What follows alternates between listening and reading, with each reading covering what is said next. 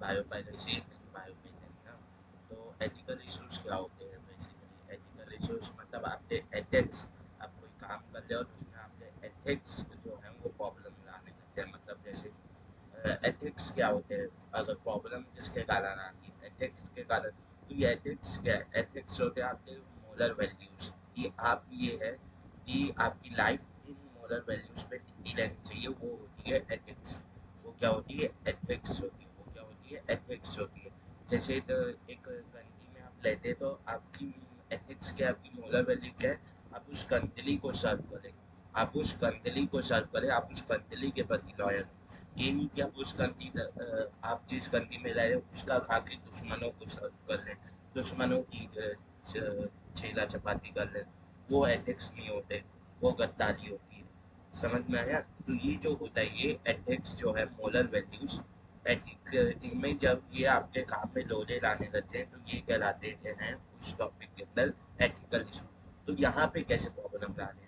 Basically एक moral value होती है कि जितने भी लिविंग ऑर्गेनिज्म है अर्थ पे वो सब एक दूसरे से इंटर रिलेटेड है। नेचर ने उन्हें जैसा बनाया है वो बड़ी इंपॉर्टेंट है। तो हम लोग उनमें चेंज, हम लोग उनमें क्या ला रहे हैं? चेंज ला रहे हैं। क्या हम लोग अपने फायदे के लिए उनमें चेंज ला रहे हैं? हाँ। तो क्या ये एक मोरल वेल, क्या ये एक एथिकल इशू नहीं है? क्योंकि नेचर जो ऐसे बनाई है वो नेचर के लिए बड़ी इंपॉर्टेंट है। इकोसिस्टम में जितने भी ऑर्गेनिज्म हैं वो सभी एक दूसरे से इंटरकनेक्टेड है। तो अगर मैं कहीं से ट्रांसजेनिक एनिमल ला देता हूँ उस इकोसिस्टम में तो क्या वो इकोसिस्टम डिस्टर्ब नहीं हो जाएगा? यस सर, वो इकोसिस्टम डिस्टर्ब हो जाएगा। क्या वो इकोसिस्टम डिस्टर्ब नहीं हो जाएगा? यस सर, वो इकोसिस्टम डिस्टर्ब हो जाएगा। हो जाएगा डिस्टर्ब। तो क्या मैं अपने फायदे के लिए क्या नेचर का नुकसान नहीं कर रहा हूँ? और कई बार ऐसा हो सकता है कि हम लोग जो तो वो बनाए बायोलॉजिकल प्रोडक्ट ऑब्टेन करने देती है वो बायोलॉजिकल प्रोडक्ट नेचर के लिए हार्मफुल निकल गया, वो नेचर के लिए हार्मफुल निकल गया। तो क्या हम अपने फायदे के लिए क्या नेचर में प्रेजेंट बाकी सब ऑर्गेनिज्म की लाइफ भी दांव पे नहीं लगा दे रहे हैं सर? दूसरी बात जो है कि अल्लोग बेसिकली क्यों बनाए हैं ट्रांसजेनिक एनिमल? अपने फायदे के लिए। तो मेन एम बायोटेक्नोलॉजी का क्या है? अपना फायदा देख के चलना, ह्यूमंस का फायदा देख के चलना। ये जैसे हम लोग माइस का इतना ज़्यादा भयानक यूज किए, कईयों माइस की मतलब कि अभी तक करोड़ों माइस की हत्या हो चुकी होगी। तो क्या ये एक हमारा मोरल प्रॉब्लम नहीं है कि हम बोलते हैं कि हम सभी लिविंग ऑर्गेनिज्म को समान ट्रीट करेंगे और ये बता देते हैं फिर हम लोग माइस का चूहों का यूज करते हैं एक्सपेरिमेंट्स में, उनकी मृत्यु हो जाती है, बड़ी दर्दनाक मृत्यु होती है। हाँ कि ना? Yes sir. तो ये एथिकल इश्यूज हैं कि आप अपने मोरल से भटक गए हैं अपने फायदे के लिए। हाँ कि ना? Yes sir. तो अब एथिकल इशू वाला कॉलम पढ़ाया क्यों जाता है या इसके अंदर लाया क्यों गया, इसमें कंसीडर क्यों गया किया गया? क्योंकि एक तो हम लोग अपने फायदे के लिए ऑर्गेनिज्म को नुकसान पहुंचाने चलो उसे थोड़ा सा देख सकते, उसे ओवरकम कर सकते हैं। पर एक प्रॉब्लम आ जाती है कि जो हम लोग ट्रांसजेनिक एनिमल बना रहे हैं, जो हम लोग ट्रांसजेनिक एनिमल्स बना रहे हैं, जो हम लोग ट्रांसजेनिक एनिमल्स बना रहे हैं, ट्रांसजेनिक ऑर्गेनिज्म बना रहे हैं, इनका क्यों बना रहे हैं ये? इनका प्रोडक्शन क्यों किया जा रहा है? इसलिए किया जा रहा है ताकि हम लोग प्रोडक्ट्स ले पाएँ, ताकि हम लोग प्रोडक्ट्स ले पाएँ। तो कुछ जन की हर सोसाइटी में ऐसे होते ही हैं जो अपने फ़ायदे के अलावा कुछ नहीं सोचते। हर जगह कुछ ना कुछ जन ऐसे होते ही हैं जो अपने फ़ायदे के अलावा कुछ नहीं सोचते। वो उनका ये लॉजिक रहता है कि सामने वाले का 100 पैसा जाए पर मेरा 1 पैसा भी नहीं जाना चाहिए। ये नहीं होता कि मेरा 1 पैसा चल दे और उसका 50 बच जाए, ये नहीं होता। वो इतना भी मैटर नहीं करता, उनके लिए ये है कि 0 मेरा जाए और सामने वाले का 100 चल दे। तो वही बात यहाँ पे भी लगा देगा कि ट्रांसजेनिक एनिमल का ओवर एक्सप्लॉइटेशन करने लग जाएंगे। उन लोग क्या करने लग जाएंगे? ओवर एक्सप्लॉइटेशन करने लग जाएंगे। क्या करने लग जाएंगे? ओवर एक्सप्लॉइटेशन करने लग जाएंगे। ओवर एक्सप्लॉइटेशन मतलब फोर्स ब्लीडिंग करवाते, ज़्यादा ट्रांसजेनिक एनिमल के बच्चे बनवाने लग जाएंगे, उन्हें केज में बंद करके रखेंगे जैसे मुर्गियों के साथ होता है। मुर्गियों के साथ क्या होता है कि 3 तरह के अंडे होते हैं। तो वो 3 तरीके से मुर्गियों को रखा जाता है। तो वो होता है, एक अंडे में क्या होता है कि मुर्गी केज से कभी बाहर निकली ही नहीं। तो क्या हम लोग वहाँ पे मुर्गियों के साथ की लाइफ में इंटरफेयर करते उन लोग की लाइफ दुश्वार नहीं कर लिए, लेकिन एकदम एक केज में, एक छोटे से केज में बन लेती है हजारों मुर्गियाँ। हाँ कि ना? Yes sir. तो ये क्या एक ओवर एक्सप्लॉइटेशन नहीं है सर? तो वैसी ट्रांसजेनिक एनिमल का ओवर एक्सप्लॉइटेशन नहीं हो सकता है। मेल प्रैक्टिस हो सकती है, हाँ हो सकती है इसमें। तो इसे रोकने के लिए क्या बनाया गया? इसे रोकने के लिए बॉडीज बनाई गई, ऑर्गेनाइजेशंस बनाई गई। हाँ कि ना? Yes sir. तो बता देते हैं एट द एंड मोरालिटी क्या होनी चाहिए, एक मोरल वैल्यूज क्या होनी चाहिए। जैसे सनातन धर्म क्या सिखाता है कि सभी ऑर्गेनिज्म समान है, सभी जितने भी लिविंग ऑर्गेनिज्म धरती पे हैं समान है। तो जो मैं बोलता हूँ कि आप लोग में वेज ही खाया जाता है। आप हमारे हिस्ट्री देख लीजिए, हम हमेशा से वेज खाते हुए आए हैं, और अभी क्यों हम लोग नॉन वेज खाना चालू कर दे रहे हैं? तो वापस वेज पे आए। और मैं बोल रहा हूँ कि देखिए, मैं कोई नहीं बोल रहा कि वेज अच्छा है, वेज बुरा है, सिर्फ एक मॉरल इशू के नाम से कि वो भी किसी के भगवान ने उन्हें भी बनाया है। हम लोग ये नहीं दिखता कि हम लोग उन्हें खाते हैं तो भगवान को दर्द होता होगा। ये सोचिए थोड़ा सा। क्या वो भी एक लिविंग ऑर्गेनिज्म नहीं है कि मुर्गियों तो हम लोग पकाते हैं, यानी ह्यूमन हम लोग क्या प्योर वेज बता देते हैं। अ, कोई ऑर्गेनिज्म यानी ह्यूमंस पकाते हैं तो क्या उसे दर्द नहीं होता? क्या उसे काटते समय दर्द नहीं होता? तो एटलीस्ट छोड़िए। और ये भी नहीं कि अंदर जो नॉन वेज है, अंदर यानी वेज है, वो भी नॉन वेज ही है, वो भी नॉन वेज ही है। कोई होशियारी नहीं चलती कि वो तो अब ऐसा हो गया था वेज हो गया, नहीं, घंटा वेज बन, वो पूरा का पूरा नॉन वेज ही है। तो कृपया करके वेज खाना बुरा है।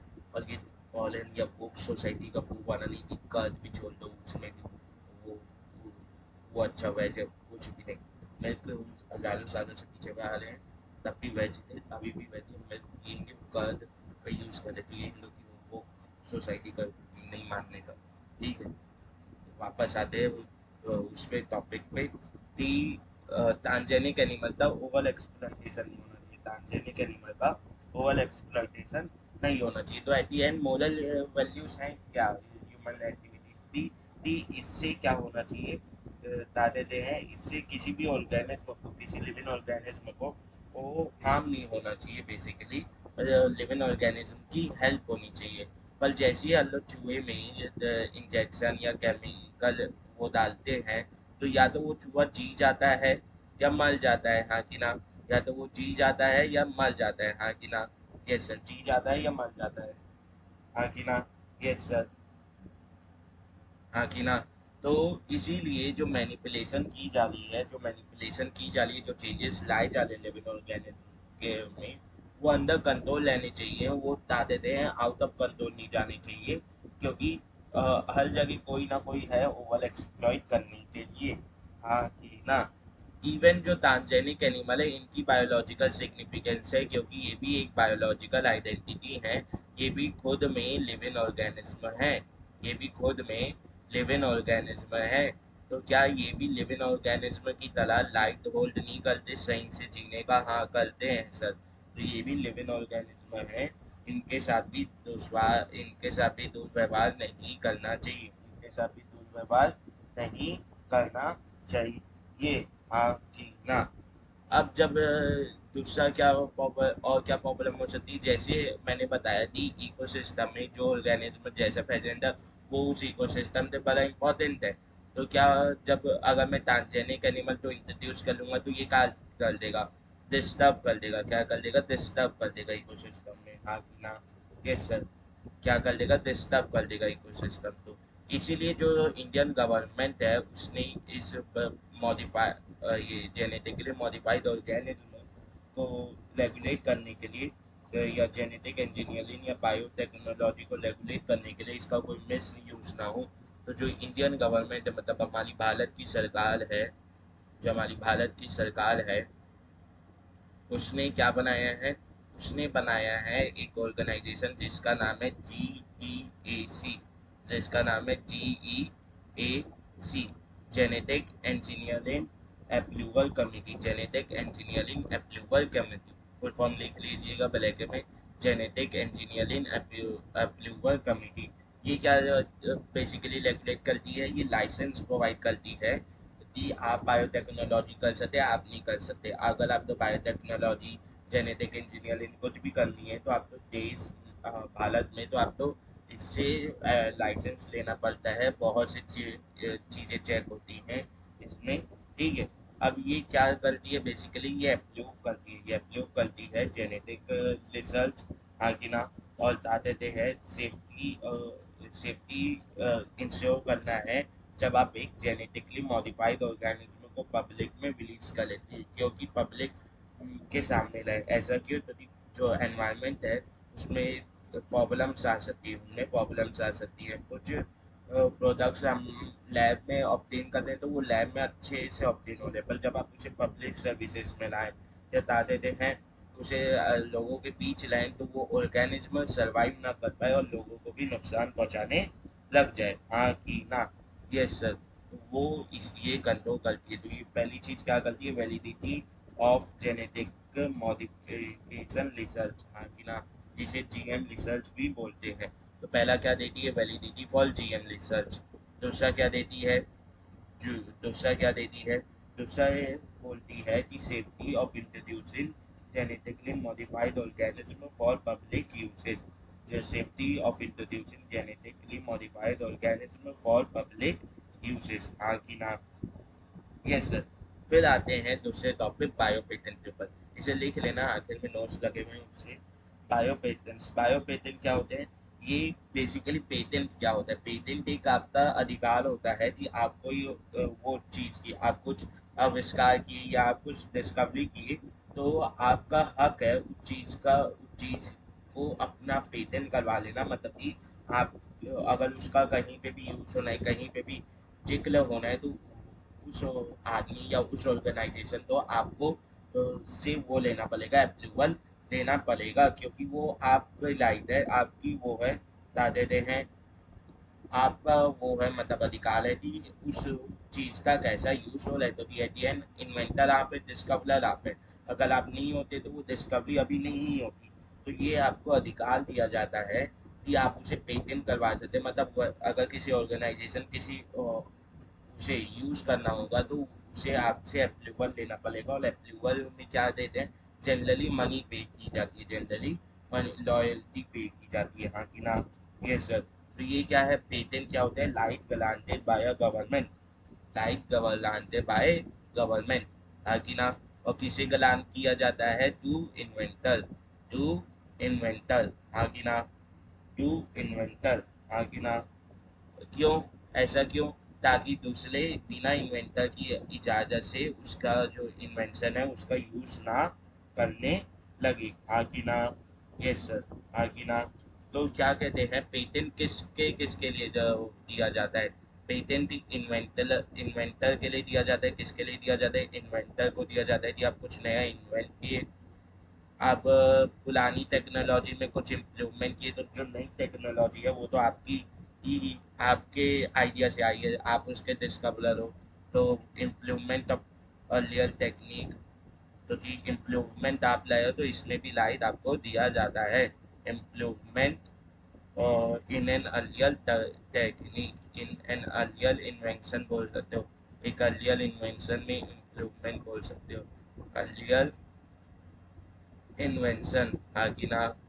एक अर्लियर इन्वेंशन में जो पहले इन्वेंशन हुआ था उसमें इम्प्रूवमेंट आप लाए हो, हाँ कि ना। Yes sir. और तीसरा क्या हो सकता है, और तीसरा क्या हो सकता है कि और किस में दिया जाता है, कि प्रोसेस ऑफ जनरेटिंग प्रोडक्ट, जैसे आप कोई प्रोसेस इंट्रोड्यूस किए कि ऐसे ये चीज़ प्रोड्यूस होनी है पर वो पहले किसी और चीज़ की तरह प्रोड्यूस हो रही थी। तो अगर किसी तो आपका प्रोसेस यूज़ करना है तो आपसे वो लेना पड़ेगा, लाइट लेना पड़ेगा। इस सही नहीं कहूँगा, जनरेटिंग प्रोसेस और प्रोडक्ट, ठीक है, हाँ कि ना। Yes sir. तो जिस अलग अलग प्रोसेस के से थ्रू वो हो सकता है प्रोडक्ट्स ऑब्टेन, हाँ कि ना। तो आप कुछ नया प्रोसेस ईजाद किए तो आपको उसके ऊपर लाइट मिलता है कि कौन किसे यूज़ करेगा। फिर आप बोल सकते हो कंसेप्ट, जैसे कार के डिज़ाइन हो गए, कोई नया कंसेप्ट हो गया, हाँ कि ना, उसके ऊपर भी आपको पेटेंट दिया जाता है, हाँ कि ना। Yes sir. तो बायो पेटेंट क्या है? बायो पेटेंट बेसिकली होता है बायोलॉजिकल एंटिटीज के ऊपर पेटेंट्स होना, बायोलॉजिकल एंटिटीज के ऊपर पेटेंट्स होना। बायो अल्लो क्या पढ़ ले, बायोलॉजिकल अल्लो क्या पढ़ ले, chapter biotechnology and its application, मतलब जो जेनेटिकली मॉडिफाइड ऑर्गेनिज्म है उनके ऊपर आपका पेटेंट होना, उनके ऊपर आपका पेटेंट होना, हाँ कि ना। वैसे तो बायो पेटेंट का नाम है थी का काम है थी बायोलॉजिकल ऑर्गन, बायोलॉजिकल एंटिटीज के ऊपर आपका पेटेंट होना, लाइक होना, हाँ कि ना। Yes sir. तो जो मॉडिफिकेशन किया गया है लिविंग ऑर्गेनिज्म का, क्या उसका यूज़ किया जाएगा पब्लिक यूजेज, पब्लिक सर्विसेज में, तो वो क्रिएट कर देता है प्रॉब्लम, वो क्रिएट करता है प्रॉब्लम। तो कब क्रिएट करता है? जब पेटेंट की लाइफ को वो किया जाता है, ओवर एक्सप्लॉइट किया जाता है, हाँ कि ना, हाँ कि ना। कैसे मतलब सर? जैसे मान लेते हैं कोई एक बड़ी कंपनी है, वो किसी चीज़ का पेटेंट ले ली, पर वो जो चीज़ है वो छोटे छोटे फार्मर, छोटे छोटे इन्वेंटर्स के द्वारा पहले ही बनाई जा चुकी है। सर मतलब ये कैसे होगा? इसका एक बहुत बढ़िया केस बासमती राइस है। इंडिया में क्या होता है, बासमती राइस जो है उसमें से 27 डॉक्यूमेंटेड जो वेराइटीज है, मतलब सिर्फ 27 वेराइटीज बासमती राइस की इंडिया में डॉक्यूमेंटेड है। इंडिया में बासमती राइस की सिर्फ 27 वैरायटी डॉक्यूमेंटेड है। कुछ तो ऐसी हैं जो लुप्त हो गई, मतलब कि जैसे आप पूछेंगे अपने पेरेंट्स से तो पहले बहुत सी वैरायटीज आती थी, और कुछ तो अभी लुप्त हो गई, हाँ कि ना। कुछ अब उगाई नहीं जाती, जैसे आप बोल सकते हो विष्णु भोग अभी उगाया जाता है, वो पहले और अच्छा आता था। यानी पहले बोलते थे विष्णु भोग अगर आप घर में बना लें तो आपके आसपास वाले घरों तक वो पहुंच जाती थी उसकी खुशबू, पर आजकल तो घर में ही बड़ी मुश्किल से फैलती है। फिर आप एक और रहता है, मैं नाम भूल रहा हूँ, एक और रहता है जिसकी खुशबू बड़ी अच्छी रहती है, मज़ा आ जाता है, स्वादिष्ट रहता है वो भी। तो अभी भी वैरायटीज उगाई जा रही है, पर अब वो नहीं बचा, वो क्वांटिटीज नहीं बची है। पहले बहुत ज़्यादा वैरायटीज के चावल उगाए जाते थे, हाँ कि ना। Yes sir. तो जो लाइस है वो बहुत इम्पोर्टेंट फूड ग्रेन है एशिया के एग्रीकल्चरल बेल्ट में, और एशिया की जो एग्रीकल्चरल हिस्ट्री है उसमें लाइस, गेहूँ, ये सब बहुत ज़्यादा इनका बहुत ज़्यादा बड़ा रोल है, हाँ कि ना। 2 लाख से ज़्यादा 2 लाख वैरायटी तो इंडिया में ही पाई जाती है, और उनमें से 27 डॉक्यूमेंटेड जो की गई है वो तो बासमती राइस की है। तो क्या हुआ, 1997 में एक अमेरिकन कंपनी ने यूएस के पेटेंट ऑफिस से क्या किया, बासमती राइस के ऊपर पेटेंट ले लिया। इससे क्या हुआ कि जो उन लोगों ने new variety of basmati rice बनाया था, उससे उसे से वो कंपनी यूज सेल कर सकती थी यूएस और अब्रॉड में। पर ये जो नया वैरायटी ऑफ बासमती राइस बनाया था, ये तो इंडियन फार्मर के पास वैरायटी से डिस्क्राइब था। इन लोगों ने क्या किया बेसिकली, इंडियन बासमती लिया, क्या लिया इन लोगों ने, इंडियन बासमती लिया, और उसका उससे क्या किया, इंडियन बासमती लिया और एक सेमी डॉल्फ स्पीसीज ली, सेमी डॉल्फ स्पीसीज ली वहाँ की, और दोनों तक लॉस किया और बोल दिया थी ये एक नई वेराइटी है। कुछ भी बकवास कर दिया, और यूएस हमेशा ही ये करते रहा है। ये एक केस नहीं है, यूएस बाकी सब कंट्रीज के साथ भी यही करते हुए आया है। उसे जो अच्छा लगा है वही वो अपने नाम कर लेता है। जैसे अभी भी एक अलग आयुर्वेदा में बहुत पहले से एक प्लांट यूज किया जा रहा था, अब उसने यूएस ने बहुत से प्लान तो पेटेंट कर लिया है। कैसे कर लिया है पेटेंट, पहले यहाँ यूज हो रहा था, ये यूएस की हिपोक्रेसी है। यहाँ के लोग यूएस में चिल्लाएंगे। चलो वापस आओ टॉपिक पे। डिसमित और स्पीसीज से तो वो किया, लॉस करवाया और ये नई वेराइटी को पेटेंट करवा लिया, कुछ भी बकवास करवा लिया, हाँ कि ना। तो ये क्या हुआ, फिर इंडियन गवर्नमेंट ने वो केस किया कि ये तो हमारे यहाँ पहले से ही प्रेजेंट है, तो लोग कैसे कर ले रहे हो, ऐसे करते, हाँ कि ना। तो ऐसे कई अटेम्प्ट टर्मरिक में किए गए थे। टर्मरिक में एंटीबायोटिक यानी बोल सकते हो एंटीबायोटिक प्रॉपर्टी होती है, तो हमारे यहाँ कितने पहले से हल्दी का यूज़ किया जा रहा है, मतलब ये लोग पैदा नहीं हुए थे तब से यूज़ किया जा रहा है, 2000 सालों से पहले से, हाँ कि ना। यूएस तो 1600 के अराउंड पैदा हुआ है एक्चुअली, जो अभी वहाँ की पॉपुलेशन है उनके एंसेस्टर्स। पर हम लोग तो कब से यूज़ कर ले जब इनके एंसेस्टर भी पैदा नहीं हुए थे, हाँ कि ना। Yes sir. अब आते हैं बायोपायलेसी के पर। बायोपायलेसी क्या होती है बेसिकली? बायोपायलेसी बेसिकली होती है कि क्या होता है, आप क्या करते हैं बेसिकली, आप बेसिकली मान लो आपकी एक कंट्री है, यानी आपकी जो कंट्री है उसमें बहुत सारे जो लिविंग ऑर्गेनिज्म पाए जा रहे हैं। आपने बहुत सारे लिविंग ऑर्गेनिज्म पाए जा रहे हैं। आपने बहुत सारे लिविंग ऑर्गेनिज्म पाए जा रहे हैं। हाँ कि ना? हाँ कि ना? हाँ कि ना? तो आपने कोई सा बायोटेक्नोलॉजी का तरीका डिस्कवर किया, आपने कोई सा बायो रिसोर्स उसमें से डिस्कवर किया, तो उसका पेटेंट या तो कंतली के नाम हो जाएगा या आपके नाम हो जाएगा। हाँ कि ना? हाँ कि ना? Yes sir.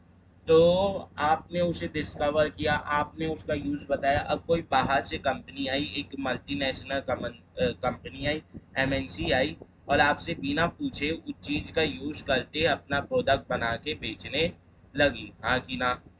हाँ कि ना? ये कहलाता है बायो पायलेसी, मतलब बायो पेटेंट का चोरी करना कहलाता है बायो पायलेसी। हाँ कि ना? बायो आपके नाम पे पेटेंट, आपकी कंट्री में वो पेटेंट है, तो उस कंपनी को आके आपकी कंट्री में या आपसे उसका लाइट लेना पड़ेगा कि वो कंपनी यूज कर सकती है, तभी यूज करना चाहिए। पर बहुत सी एमएनसी है जो बिना वो लिए दादे दे लाइट लिए, बिना आपसे कंफर्म किए हुए उस चीज का यूज करने लग जाती है। हाँ कि ना? Yes sir. हाँ कि ना? Yes sir. ठीक है।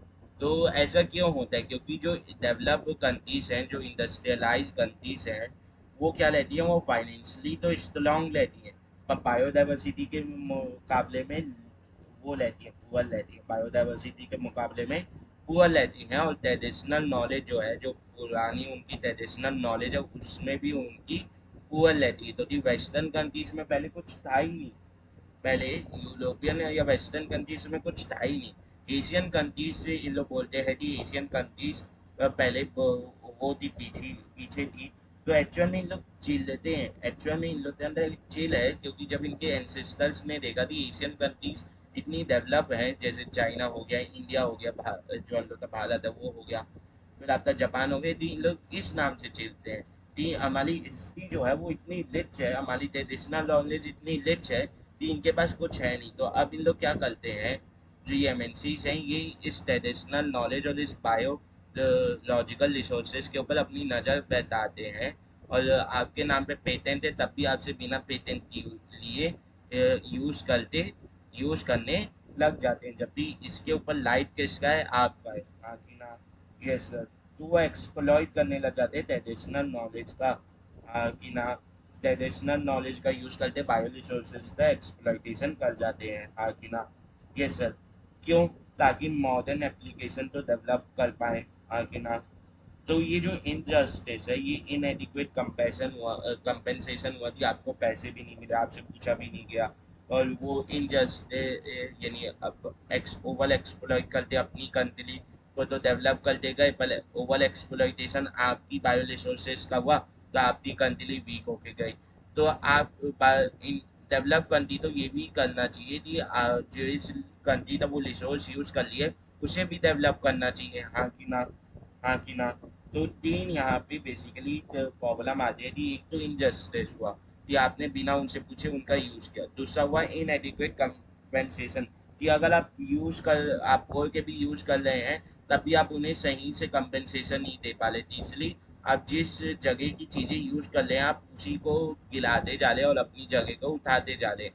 ये प्रॉब्लम्स आती हैं। इसीलिए कुछ कंट्रीज ने लॉ डेवलप किए हैं जिससे अनऑथराइज एक्सप्लॉइटेशन उनकी रिसोर्सेज का या उनकी ट्रेडिशनल नॉलेज का नहीं हो। हाँ कि ना? इसीलिए इंडियन पार्लियामेंट ने रिसेंटली सेकेंड अमेंडमेंट पास किया है इंडियन पेटेंट बिल में। सेकेंड अमेंडमेंट मतलब कुछ चेंजेस लाए होंगे। तो इंडियन पेटेंट बिल जो है, जिससे पेटेंट के रूल्स अप्लाई होते हैं इंडिया में, उसमें थोड़े से चेंजेस लाए हैं। हाँ कि ना? ठीक है।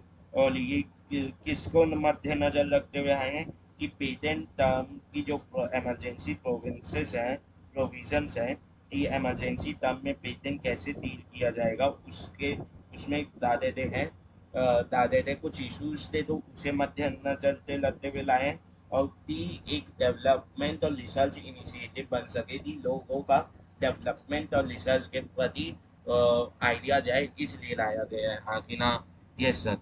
ठीक है, पेटेंट आसानी से मिल जाए, बड़ी आसानी से पेटेंट मिल जाए, ये सब तो पेटेंट आसानी से मिलेगा तो जो रिसर्चर है, जो लोग हैं, उनका पेटेंट लेने में मन जाएगा, और पेटेंट से उन्हें फाइनेंशियली फायदा भी होगा, तो वो और रिसर्च करेंगे, और रिसर्च करेंगे तो एट द एंड कंट्री ही आगे बढ़ेगी। ठीक है, तो आते हैं अब ये नोट्स है बस। ठीक है, तो आते हैं एथिकल इश्यूज के ऊपर। एथिकल इश्यूज में बात करते हैं। Ethics include a set of standards by which a community regulates its behavior and decide whether it is legitimate or and what not। मतलब कि एक रूल्स हैं, एक सेट ऑफ रूल्स है जिसके थ्रू एक कम्युनिटी अपने काम, अपने बिहेवियर को डिसाइड करती है, और डिसाइड करती है कि कौन सा काम सही है और कौन सा काम गलत है। जो GEAC मतलब जेनेटिक इंजीनियरिंग अप्रूवल कमेटी किसकी है? इंडियन गवर्नमेंट के द्वारा बनाई गई है। Indian government set up this organization which makes decision regarding the validity of GM research मतलब genetic modification research and safety to introduce them for public services। कि ये genetic modified organism है, इनको public services में use लगाने के लिए, इनका पब्लिक सर्विसेज में लाने के लिए उससे पहले सेफ्टी मेजर्स लेने पड़ेंगे। पेटेंट क्या है? पेटेंट है एक सेट ऑफ एक्सक्लूसिव राइट जो गलान किया जाता है एक स्टेट की गवर्नमेंट के द्वारा इन्वेंटर को to disclose an invention for public, ताकि वो इन्वेंशन पब्लिक में ऐसी ना फैले कि कोई भी उठा के यूज कर ले। Right granted for the biological product is called bio patent. किसी भी बायोलॉजिकल प्रोडक्ट के लिए जो भी लाइट गलान किया जाता है वो हो जाता है बायोलॉजिकल पेटेंट। हाँ कि ना? Yes sir. अब आता है बायोपाइलेसी। बायोपाइलेसी बेसिकली है क्या? The unauthorized use of biological product by any individual or company इसको बायोपाइलेसी की बिना पेटेंट का, बिना तादे है तो बिना ऑथराइजेशन लिए हुए, बिना वो लिए हुए, बिना स्वीकारी लिए हुए आप किसी भी बायोलॉजिकल प्रोडक्ट का मिसयूज कर रहे हैं या यूज कर रहे हैं, तो वो कहलाता है बायोपाइलेसी। India has 2 lakh varieties of rice, out of which 27 documented varieties are basmati rice. उनमें से 27 जो है वो बासमती राइस है। बासमती क्यों इतना यूज किया जाता है, इतना नाम इसका चलता है, तो इसके ग्रेन सही दाने भले रहते हैं, इसकी खुशबू बहुत अच्छी रहती है और इसका फ्लेवर भी बहुत अच्छा रहता है। तो 1997 में एक अमेरिकन कंपनी ने पेटेंट राइट ले लिया यूएस की गवर्नमेंट से। क्यों लिया? क्योंकि इंडियन बासमती की वैरायटी के ऊपर, इंडियन बासमती को सेमी डॉट वैरायटी से क्रॉस करवाया और एक न्यू वैरायटी ऑफ राइस बोलते ले लिया, पर एक्चुअल में ये नहीं था। तो इंडियन गवर्नमेंट ने प्रॉब्लम लाई थी, ये क्या कर रहे हो? हाँ कि ना? Yes sir. तो नोट है कि several attempts have been made for turmeric and neem as well. कि बहुत सी कंट्री नीम और टर्मरिक के ऊपर भी ये अटेम्प्ट कर चुकी हैं। हाँ कि ना? तो जी मैंने बोला जो डेवलप कंट्री लाएगी वो बायो रिसोर्सेज में उसमें कमी लाएगी और ट्रेडिशनल नॉलेज की कमी होती है। हाँ कि ना? वेस्टर्न कंट्रियों में। ठीक है, तो इस कारणवश वो ये सब हरकतें करते हुए घूमते रहते हैं। ठीक है, अब यहीं पे अपना चैप्टर एंड होता है। अब इसका कल प्रैक्टिस सेशन आएगा या आज ही आ जाएगा, तो वो मैं देखते हैं कब आता है। ठीक है, और बस इसके बाद ह्यूमन रिप्रोडक्शन चालू होगा मोस्ट प्रोबेबली।